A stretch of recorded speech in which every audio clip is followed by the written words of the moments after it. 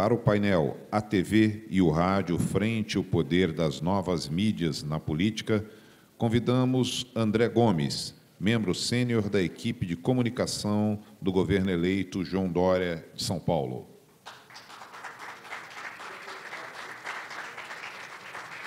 Convidamos também Cassiano Sampaio, partner da Esplanada Comunicação e Estratégia e conselheiro do CAMP. Convidando Justino Pereira, Associate Sênior da Diretor Sudeste do CAMP. E convidamos Ricardo Amado, responsável pela comunicação do governo eleito Helder Barbalho. E eu convido também para moderar esse painel o jornalista Hélio Doyle, sócio da WHD Editora e Comunicação. Eu passo a palavra ao jornalista Hélio Doyle, desejando a todos um ótimo trabalho.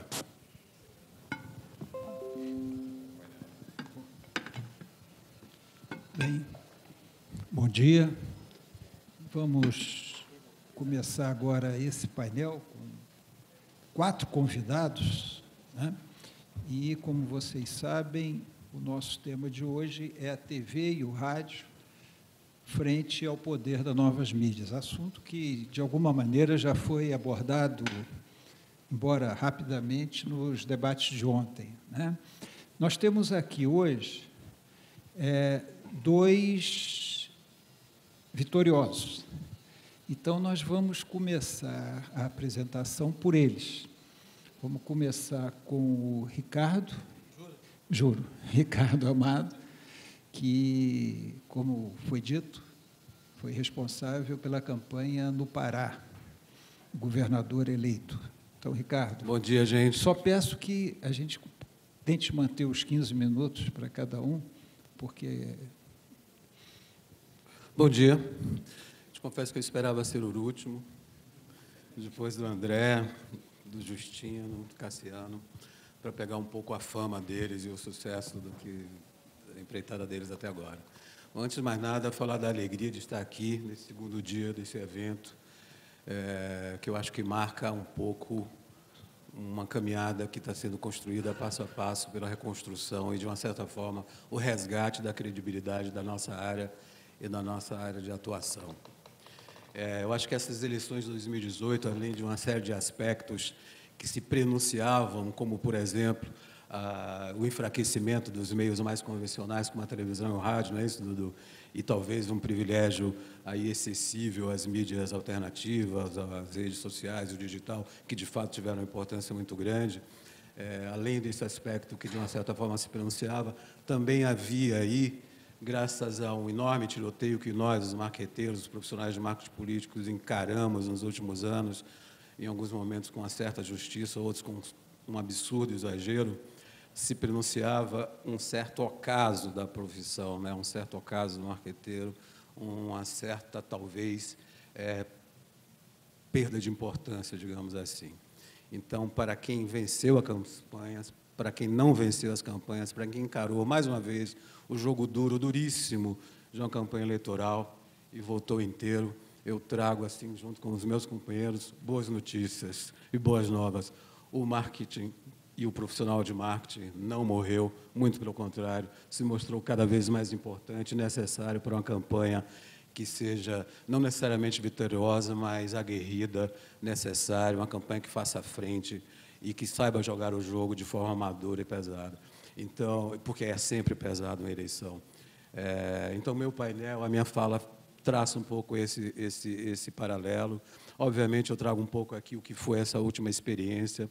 O Pará, para quem conhece, para quem não conhece, vai aqui algumas informações. É um estado onde havia um grupo político que já estava ali instalado no poder há mais de 20 anos, 28 anos, talvez 20 ininterruptos, fazendo uma comunicação muito agressiva, uma comunicação eleitoral com bases e com um perfil, com um viés muito forte, agressivo, tá certo? E que, num determinado momento, sabe-se lá que momento esse, o Estado, com suas carências gigantescas, que ficam mais intensas em função da característica regional do Estado, essas carências foram um pouco deixadas de lado.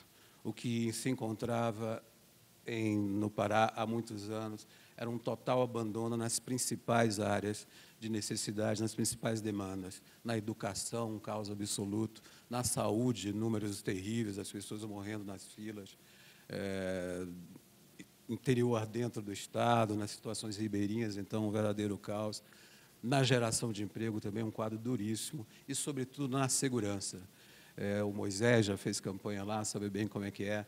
A segurança não é brincadeira. O Pará é um estado onde morrem mais pessoas por dia no mundo. Para vocês terem uma ideia, a capital, Belém, é a 4ª cidade mais violenta do mundo.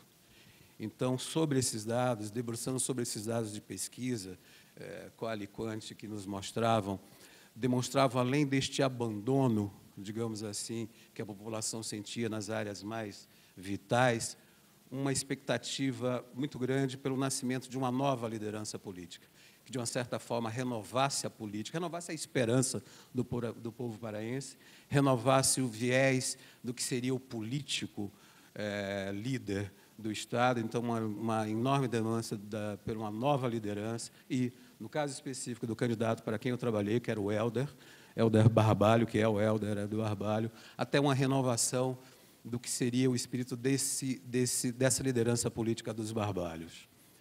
Com base nisso, eu tracei, junto com a minha equipe, junto com o pessoal de pesquisa, tem um profissional de marketing do Pará, o Chico Cavalcante, que não está aqui agora, mas que foi fundamental, meu grande parceiro. Nós traçamos uma estratégia que, de uma certa maneira, nós denominamos como os 3 M's. Tinham 3 vértices, 3 pilares que sustentavam essa linha estratégica de campanha, que era o mítico, o métrico e o mântrico. Os 3 M's, o mítico, o métrico e o mântrico. Eu vou contar rapidamente, com algumas peças, como isso se deu. Pode passar. Isso. O mítico, o métrico e o mântrico. 20 anos de abandono, a necessidade de uma nova liderança e a criação, que, na verdade, era a consolidação de um personagem que o Helder Barbalho, na sua trajetória política, veio construindo. Helder tinha sido deputado, vereador e prefeito 2 vezes da principal cidade do Pará, que é Ananindeua. Cláudio conhece também muito bem essa história. E concorre às eleições de 2014, vai para o 2º turno com a diferença, se eu não me engano, Cláudio, de 3 mil votos, não é isso? E perde no 2º turno para o Jatene, que estava indo para a reeleição. Em seguida, em 2016, ele vai para o Ministério, primeiro da Pesca, em seguida dos Portos e depois da Integração Nacional, e constrói e consolida ainda mais o que seria essa imagem do novo político, da nova liderança. Um gestor, de fato, que, à frente dessas 3 importantes pastas da República, conseguiu levar recursos, obras, e esteve presente nos 144 municípios do Estado. Para, de uma certa forma, cravar e delinear um pouco mais essa imagem do renovador da política, do renovador da própria política da família Barbalho, nós fomos buscar uma imagem simbólica. Veja só, os problemas sociais muito fortes da saúde, do desemprego, da educação e, sobretudo, das drogas e da insegurança, da violência que se dá lá de forma muito terrível, muito vertical, elas resultam todas no seio da família. E aí fomos buscar a simbologia da mesa e um personagem que, de fato, está talhado para ocupar o que seria a cabeceira da mesa. Se a gente for buscar ali, lá, numa leitura mais profunda, isso tem até a ver com a Sagrada Família e tal, e a gente tem a impressão, e as quais nos mostraram isso, nós desenvolvemos uma série de comerciais com essa abordagem, que a gente conseguiu plantar ali numa área do córtex, da emoção, que essa linha da mesa funcionou. Podemos passar?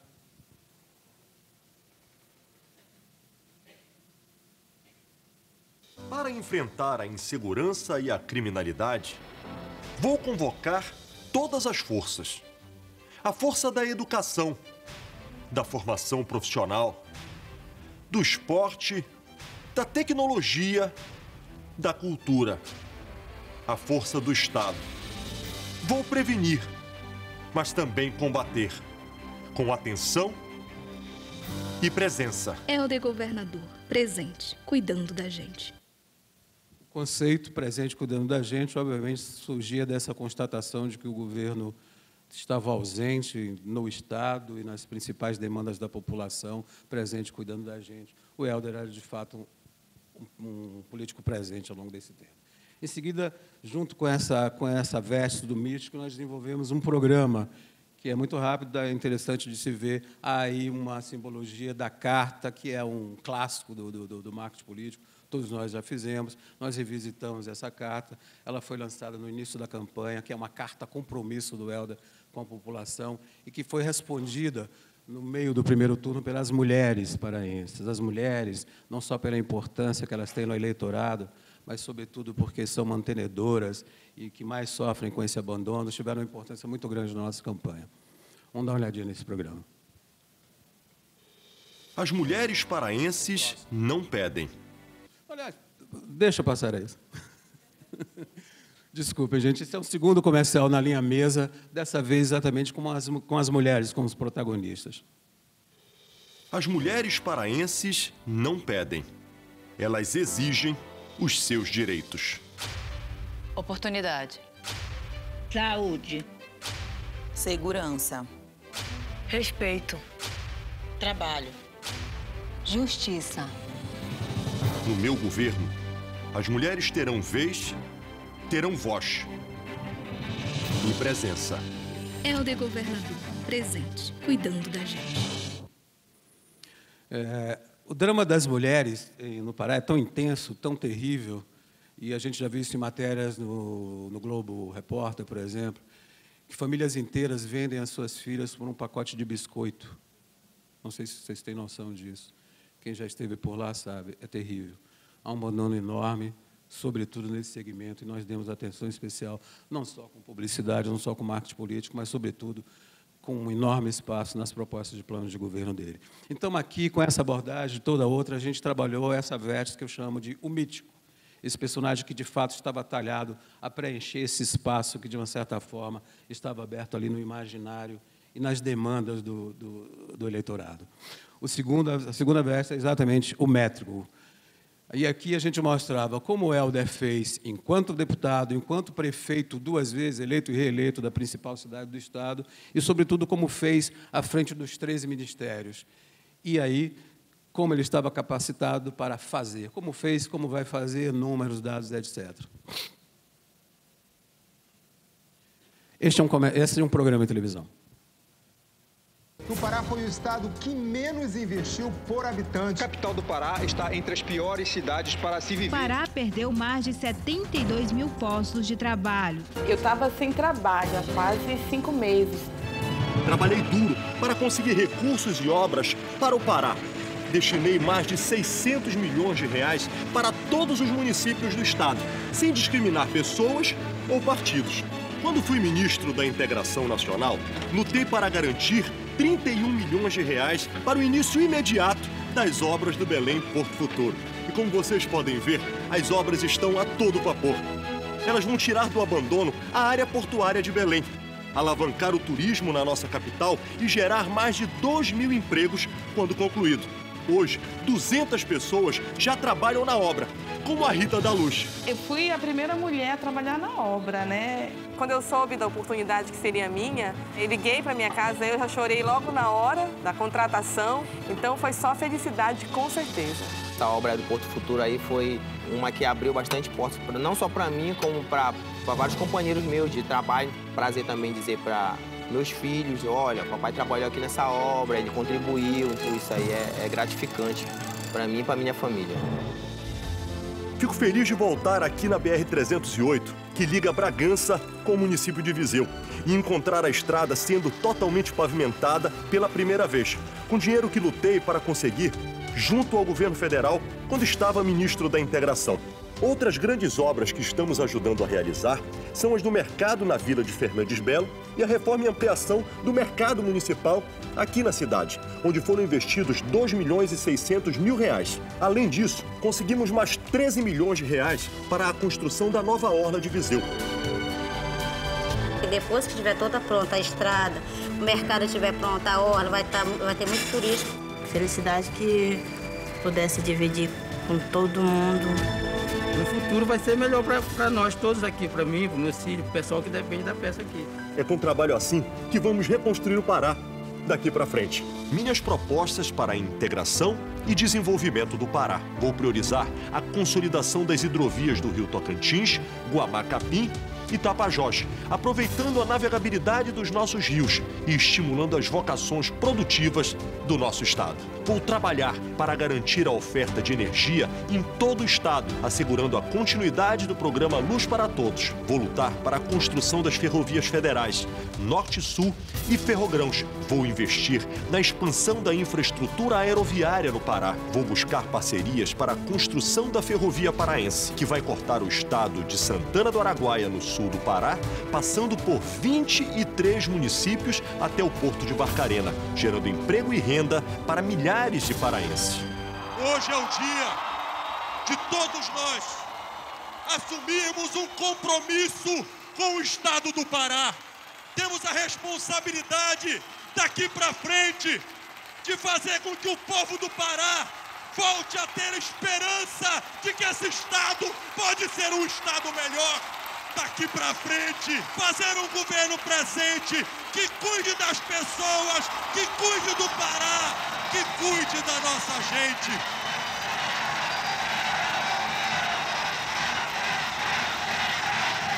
Presente. Daqui pra frente, Helder presente. Se ele fez muito por Ananindeua, ele vai fazer muito mais como governador. A nossa família que sempre foi Helder. Vai mudar com o Helder. Daqui pra frente, Helder presente, cuidando da gente. Helder presente, meu governador. Helder governador, presente, cuidando da gente. Nesse programa aí a gente meio que cruzava as duas vertentes, o métrico, como eu fiz, como eu vou fazer, e o mântrico, que aí na cena da convenção a gente repetia o que eram os mantras da campanha. Primeiro, o primeiro corte que fazíamos, que era o Pará daqui para frente. Esse era um conceito base na pirâmide da comunicação que a gente estabeleceu. Era o nome do plano de governo do Helder, é o nome do plano de governo do Helder, o Pará daqui para frente, onde a gente convidava as pessoas a esquecerem um pouco, a virar aquela página e focar no Pará daqui para frente. Correto, Ciro? E veja só, o mântrico, a gente, mais uma vez, aqui eu mostro uma peça como a gente repetia esses assuntos, não é novidade, não é uma invenção da roda.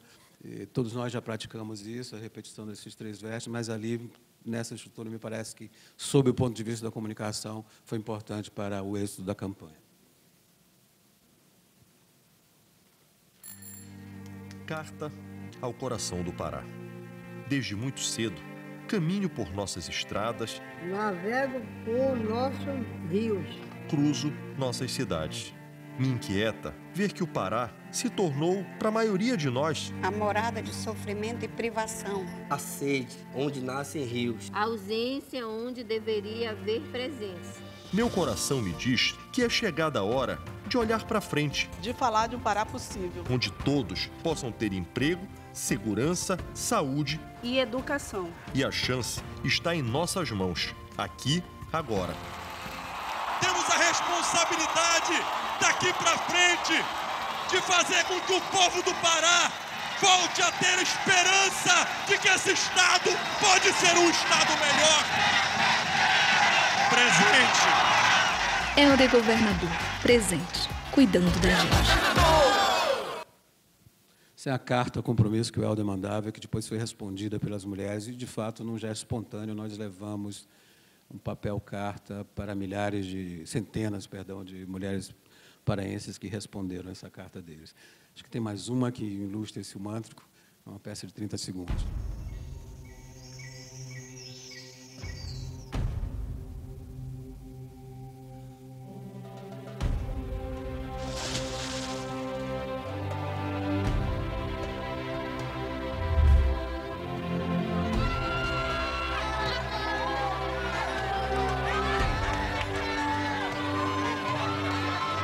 Faltam poucos dias para escrever um novo capítulo na história do Pará. Eu farei, junto com vocês, o melhor governo da história do Pará. Uma beleza, nosso governador. que a vitória chegue com teu passo firme e forte.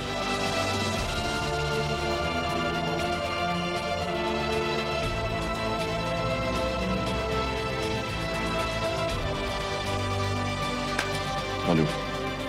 Conta comigo. Faz o que você tá falando, faça com todo o seu amor.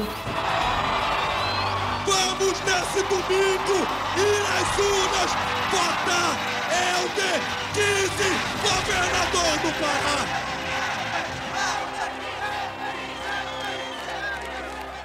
Bom, gente, a campanha começou com essas 3 vestes, o mítico, o métrico e o mântrico, limpinha, bonitinha, mas eu estou aqui ao lado de 4 festas que já fizeram campanha, e está aqui na plateia muitos outros, e sabemos que campanha não se vence sem guerra.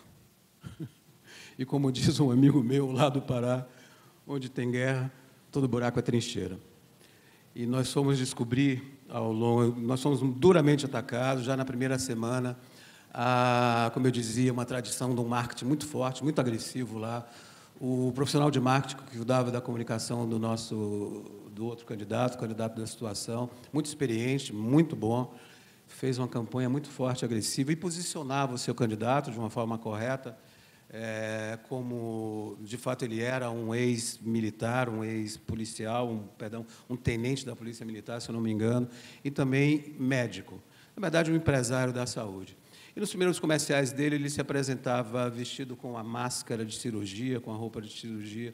Na verdade, era uma imagem icônica que vinha em toda a comunicação, ele de máscara de cirurgia, toda a roupa de cirurgia, e com as mãos postas, assim, e o conceito que dizia o Pará em boas mãos. Só que nós fomos descobrir que não era bem assim.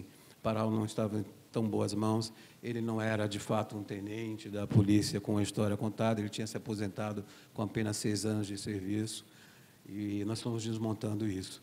Em seguida, a gente descobre algo ainda mais grave, ainda mais, digamos assim, fatal para a realidade paraense, que era uma parceria deste candidato com o principal traficante, um dos principais traficantes de drogas, representante do Comando Vermelho no Pará. Uma das realidades terríveis do Pará é a violência urbana e, sobretudo, a insegurança. Vocês devem acompanhar as revoluções no presídio, as coisas todas. O PCC e o Comando Vermelho estão instalados lá fortemente, saíram do Rio de Janeiro, algumas lideranças foram para lá, e há uma outra corrente local chamada Família do Norte, que não está para brincadeira. É um quadro terrível mesmo, é uma barbárie. Famílias são destruídas por atuação dessa gente e tudo mais. Existe um personagem chamado Gordo do Aurá, que é um traficante, é um líder, é o braço armado do Comando Vermelho lá e vereador. Nós descobrimos um vídeo desse nosso, digamos assim, opositor ao lado dele. E nós fizemos 2 comerciais que mostravam isso. Então, a uma altura da campanha, eu acrescentei um outro M, uma 4ª veste a essa abordagem, além do mítico, do métrico e do mântrico, a máscara.